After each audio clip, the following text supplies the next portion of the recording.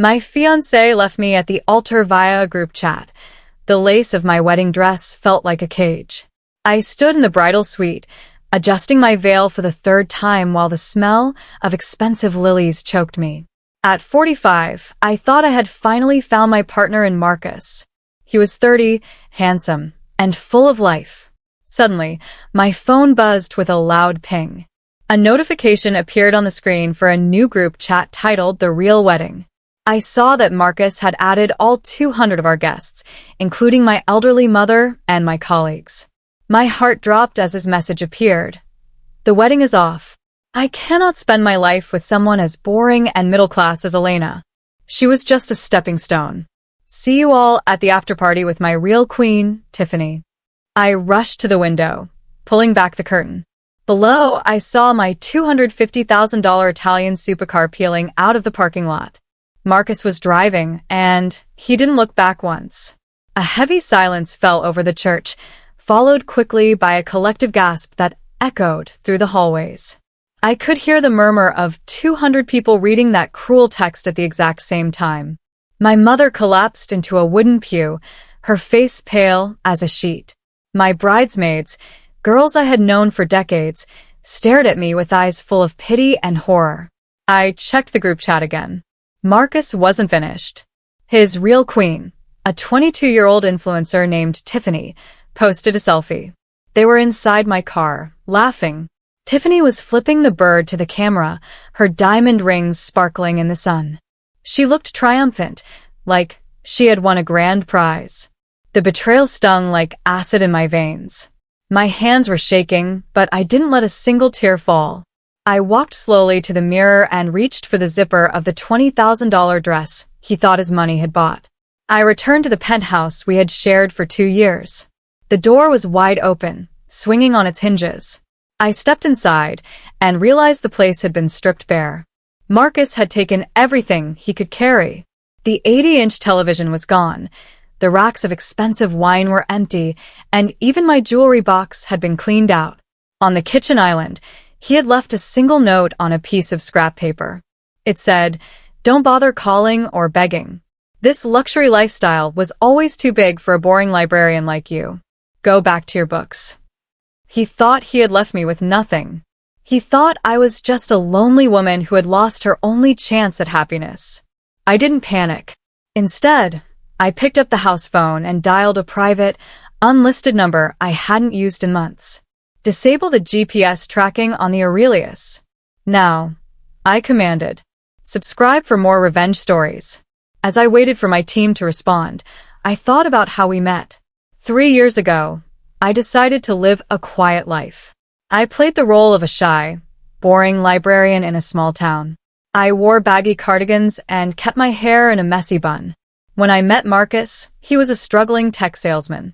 I liked him because he seemed to appreciate my simple life. Or so I thought. I let him believe he was the provider and the rising star. I even let him think he was lucky to be saving me from a life of solitude. I hid my wealth and my power, wanting to be loved for who I was, not what I owned.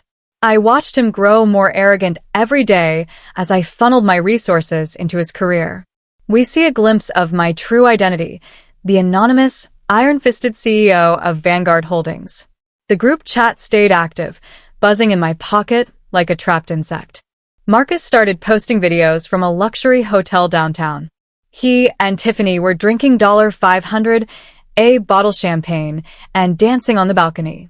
He was mocking me in front of all our friends and family, calling me a charity case that he had finally dropped. He told the chat that I was probably crying into a bowl of soup right now. In the background of one video, Tiffany whispered loudly enough for the microphone to catch it. "Thanks for the car, loser," she said, referring to me. They were using my money to celebrate my humiliation. They thought they had outsmarted a middle-aged woman who didn't know how the world worked.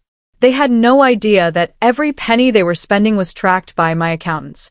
Marcus loved that car more than anything else in the world. Now it was time to take it back. Marcus loved that limited edition Aurelius more than his own life. To him, that car was the ultimate proof that he had finally made it. He told everyone at the gym and the office that he had earned it through his incredible hard work in the tech industry. He loved the way the engine roared and how people stared when he drove by. In reality, he didn't own a single bolt of that car. The lease, the maintenance, and the expensive insurance were all tied to a secret corporate account. He didn't recognize the name on the paperwork because I had set it up through a shell company. He thought he was the king of the road, but he was just a tenant in a house of cards I had built for him. He was currently speeding toward a gala, feeling like a god.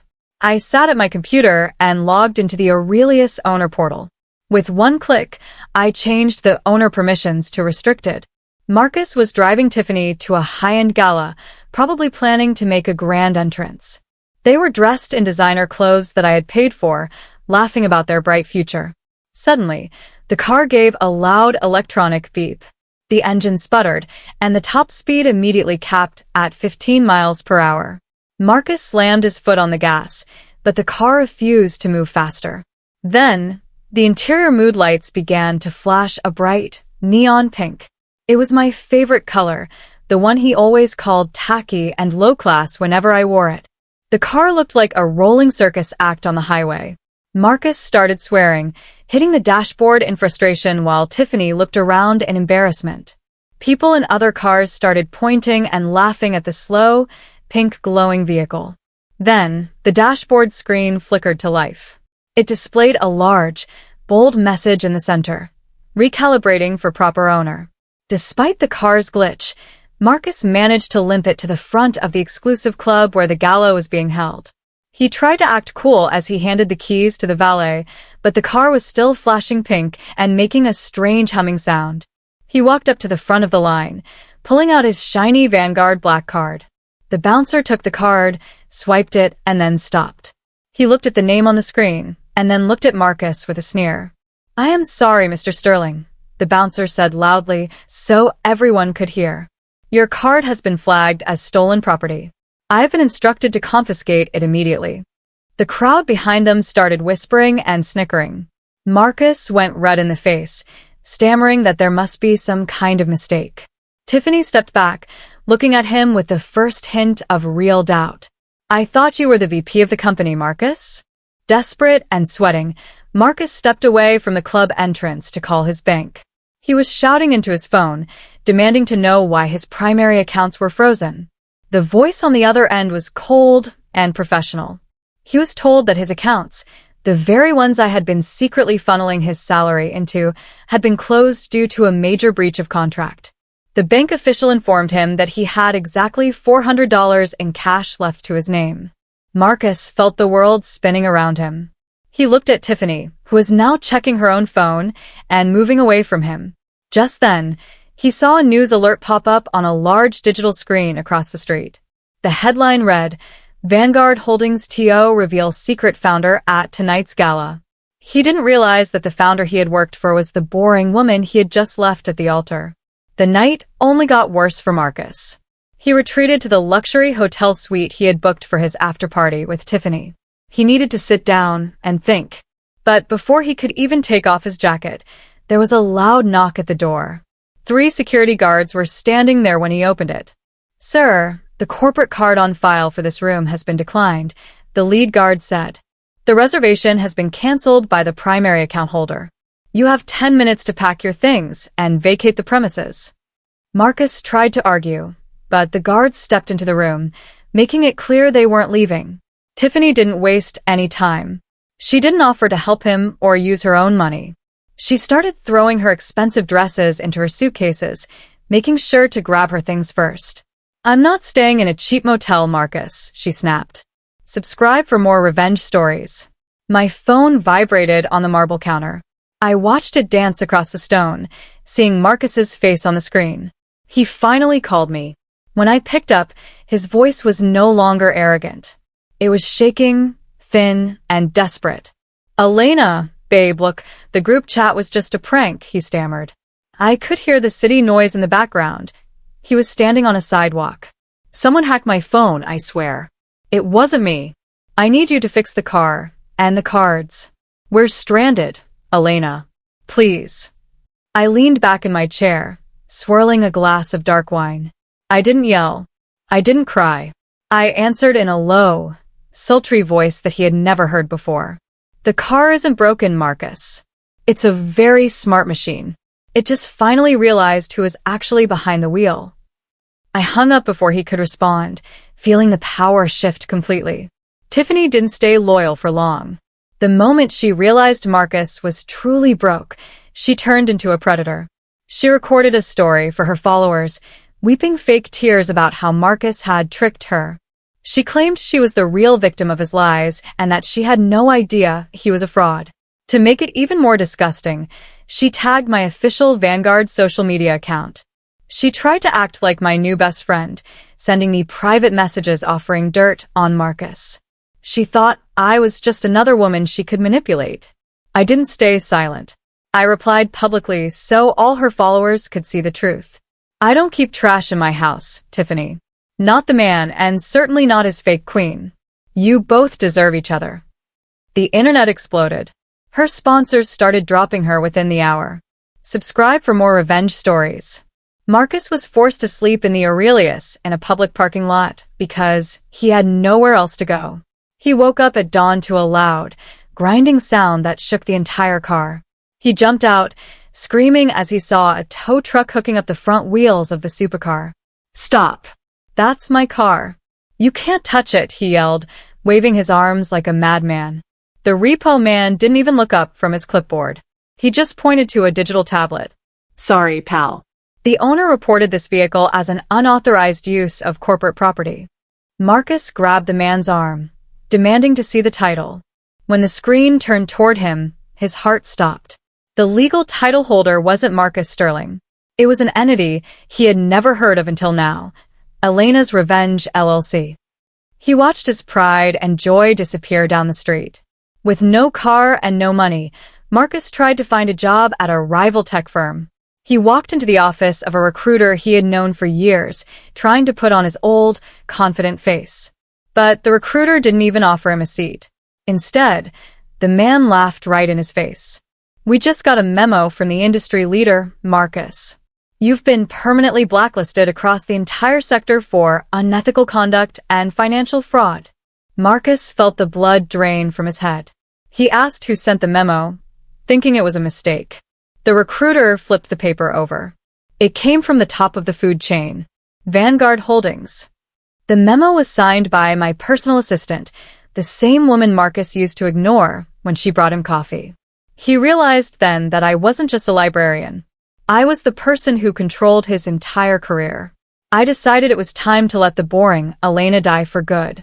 I walked into my walk-in closet and threw every oversized cardigan and sensible shoe into a donation bin.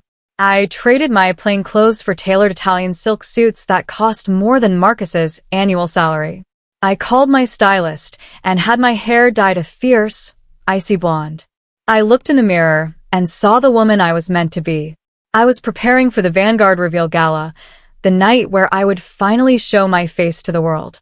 Marcus thought he had married a mouse, but he was about to meet the lioness. I pulled out my phone and sent one final, stinging message to the wedding group chat. "The real party is at the Grand Hall tonight. Everyone is invited, especially the boring bride." Subscribe for more revenge stories. Marcus showed up at the Grand Hall Gala, looking like a ghost of his former self. His suit was wrinkled from sleeping in the car, and his hair was a mess. He stood at the edge of the red carpet, looking desperate as he scanned the crowd. He was hoping to find the mysterious founder of Vanguard to beg for his life back. He thought if he could just get one meeting, he could charm his way back into a job. Suddenly, a long, black limousine pulled up to the entrance. The crowd went silent as the door opened. I stepped out, my icy blonde hair glowing under the spotlights. The cameras flashed so fast they looked like lightning. Marcus tried to run toward me, thinking I was there to save him. The security guards didn't move to stop me. They stood at attention and bowed their heads. Marcus pushed through the reporters, screaming my name until he was inches away from the security line. "Elena! Thank God! Tell them who I am," he yelled, his eyes wide with a mix of fear and hope. "Tell them I am your fiancé. There has been a huge mistake." I stopped walking and turned my head slowly. I looked at him like he was a disgusting bug on the bottom of my expensive shoe. The reporters turned their microphones toward us, sensing a massive scandal. I didn't reach out to touch him. I didn't offer him a hand. I turned to the cameras with a cold, perfect smile. "This man is a former low-level contractor for one of my subsidiaries," I said clearly. "He is currently trespassing on private property. Please remove him." The look of pure shock on his face was better than any champagne I had ever tasted. The security team grabbed Marcus by the arms before he could say another word. He was dragged across the marble floor in front of all our former wedding guests, who were now pointing their phones at him and laughing. He was screaming about the car, the money, and the love we supposedly had, but no one believed a word. He looked like a madman. As the guards pulled him past me toward the exit, I leaned in just close enough for only him to hear. I didn't whisper out of kindness. "The Aurelius is in the industrial crusher, Marcus." I breathed into his ear. "I had it destroyed this afternoon. It is scrap metal now, just like your ego." He let out a strangled cry as the doors slammed shut behind him. He was out in the cold, and I was just getting started. Subscribe for more revenge stories. I walked onto the stage inside the ballroom, the light hitting my diamonds. I decided it was time to reveal the full truth to the guests. I explained that Marcus never had a cent of his own. I told them how I had created a fake life for him, giving him a fancy title and a big salary just to see if he loved me or the lifestyle. He had failed the test in the most public way possible. He chose the glitz and the influencer over the woman who had built his world. The room was silent as they realized the boring librarian was the most powerful person in the city. I looked at the crowd and made one final announcement. "The $5 million wedding fund has been donated in full to a local charity for abused women," I said. "Because no woman should ever be trapped by a man's lies." By the end of the night, Marcus was left sitting on a damp curb. He had no house, no car, and no dignity. Tiffany was gone, already looking for her next target on a dating app. All his friends from the group chat were now sending him memes of his own crying face from the gala. He thought the nightmare was over, but then he saw a mailman walking toward his parents' house where he was hiding. He opened a thick envelope and felt his stomach turn. It was an itemized bill for the rental and unauthorized usage of the luxury car, the penthouse, and the corporate cards. The total was over $500,000. He had signed papers he never read, thinking they were just perks. He was now legally responsible for every penny. Subscribe for more revenge stories. The reality of his situation finally began to sink in as Marcus sat on his mother's old sofa. He looked at the mountain of paperwork I had carefully prepared over the last 2 years. He realized he had never actually signed employment contracts for a high-paying job. Instead, every paycheck he received was legally structured as a personal loan from my private holding company. He had spent that money on designer watches, expensive parties, and trips he couldn't afford. Now those loans were being called in with maximum interest. He was in debt to me for the next 30 years of his life. Every dollar he earned from now on would belong to me first. I sent him one last text message before blocking his number for good. "I'm not boring, Marcus. I'm the bank. And the bank always collects its debts." He was a prisoner of his own greed. I decided to delete the wedding group chat. Watching the guests mock him was fun for a while, but I had bigger things to do. I stood in front of my floor-to-ceiling mirror, looking at my reflection. I looked strong, wealthy, and finally free of the dead weight I had been carrying. As I walked out to my balcony, a new, custom-made car pulled up to the curb. A man stepped out. It was Marcus's former boss, Julian. Julian had been my secret ally from the very beginning. He was the one who helped me set up the VP role for Marcus, just to see how he would handle the power. Julian smiled up at me and waved. "He never deserved you, Elena," he called out. "Are you ready to show the world what Vanguard is actually planning?" I smiled back, knowing my real life was just beginning. I walked down to the car and slid into the back seat. Julian looked at me through the rearview mirror as we pulled away from the curb. We drove past the bus stop on the corner, and I saw a familiar figure standing there. It was Marcus. He was wearing a cheap, stained shirt and holding a plastic bag. He looked exhausted and broken. As we glided past in the silent, electric luxury car. He looked up.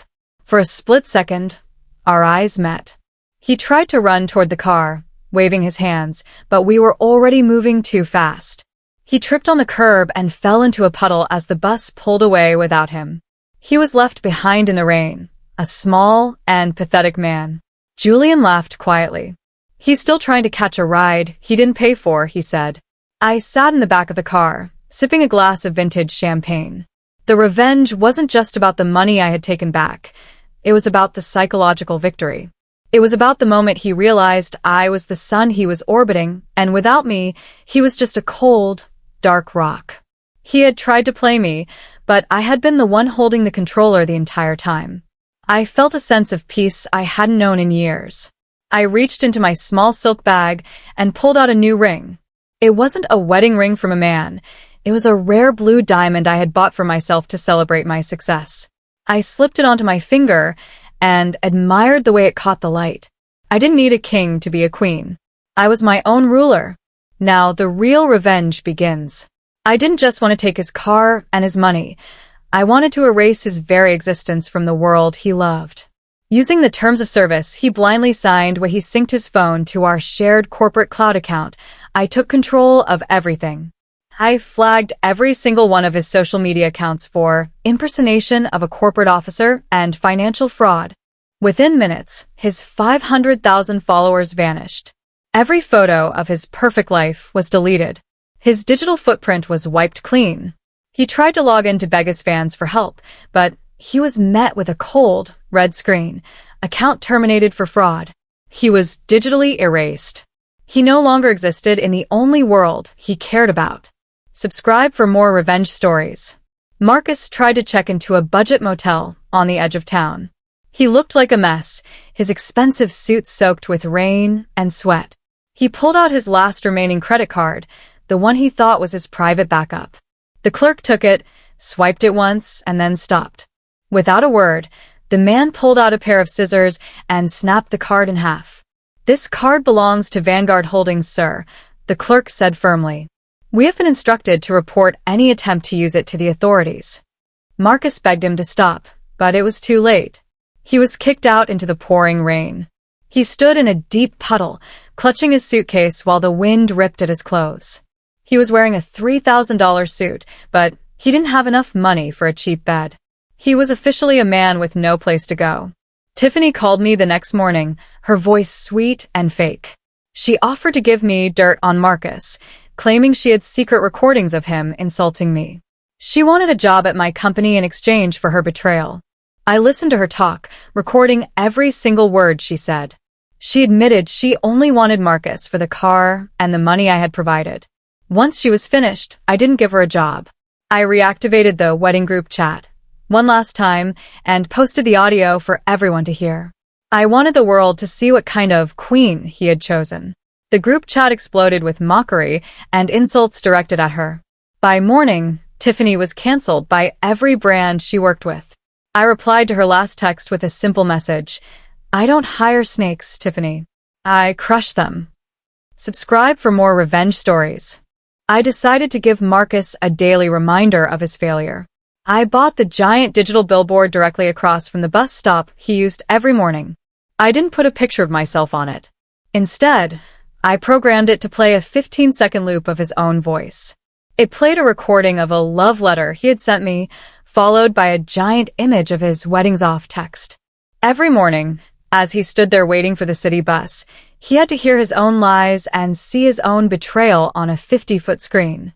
People waiting with him started to recognize him from the viral videos. They pointed at him and whispered while he tried to hide his face behind a newspaper. He had to watch his own cruelty on repeat while waiting for the number 42 bus. It was a special kind of auditory torture. Marcus was walking down the street when he heard a familiar roar. He looked up and saw his Aurelius supercar driving slowly toward him.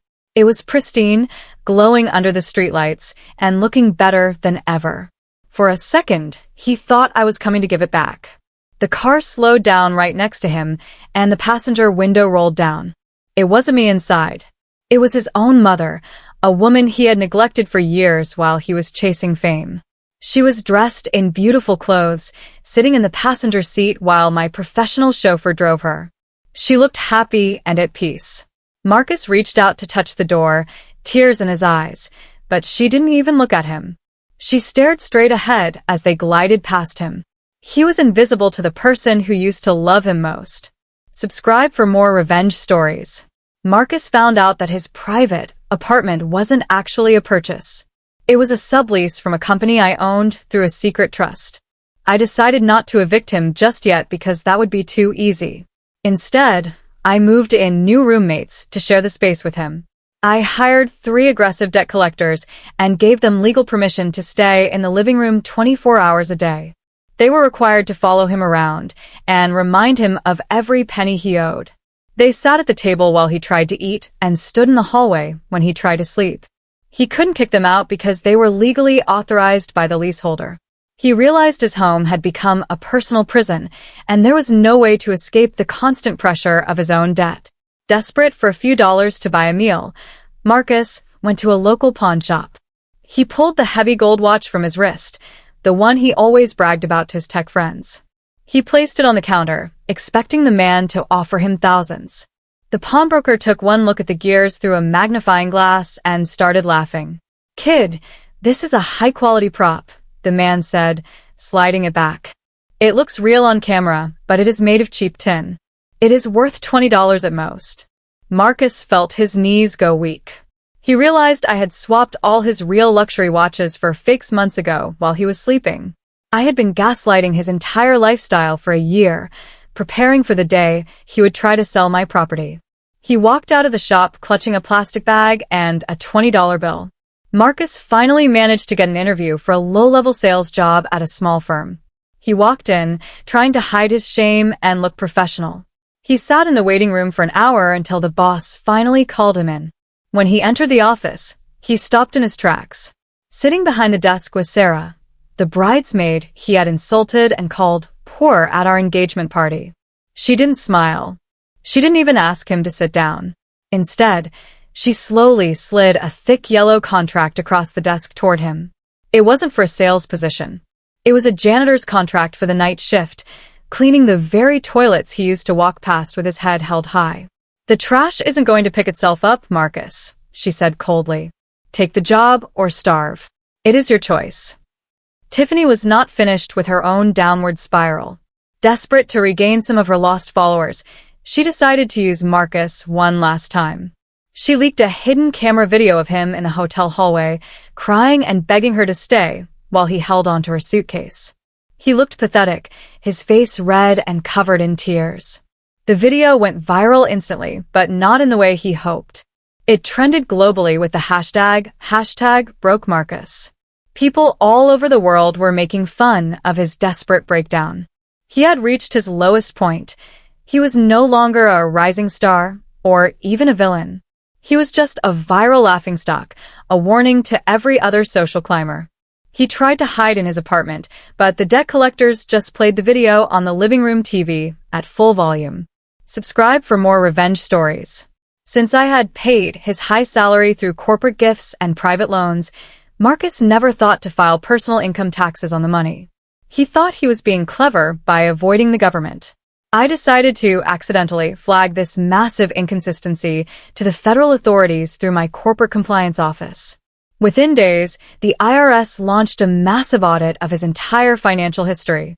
He didn't have the receipts or the records to prove where the money came from or where it went. 2 agents in dark suits knocked on his door while his debt collector roommates watched with grins. They informed him that he was facing hundreds of thousands in back taxes, penalties, and potential jail time. He realized that even if he paid me back, the government would be waiting to take whatever was left of his life. I decided it was time for the final act. I sent Marcus one last official invitation to my succession gala. The letter was gold-pressed and looked very formal. I told him that if he showed up and offered a sincere, public apology for his actions, I would consider settling his debts and dropping the legal cases against him. Marcus read the letter and felt a spark of hope. He thought he had found a way out of the hole he had dug. He thought his old charm could still work on a boring woman like me. He spent his very last $50 on a professional haircut and borrowed a suit from his cousin. He stood in front of the mirror, practicing his sad face, thinking he could finally win back his comfortable life. He had no idea he was walking into a trap. Marcus arrived at the gala, trying to walk with his old confidence. He straightened his borrowed suit as he stepped onto the red carpet, ignoring the whispers from the crowd. He truly believed he was the guest of honor and that I was ready to forgive him. The cameras began to flash, and he started walking toward the stage, preparing his fake apology speech. He reached the microphone and opened his mouth to speak, but no sound came out. The audio engineer had cut his microphone completely. Suddenly, the giant screen behind him flickered to life. It began playing the group chat messages in slow motion, showing every cruel word he had written about me being boring and middle class. The guests began to boo and hiss as his own betrayal played out in high definition for the entire room to see.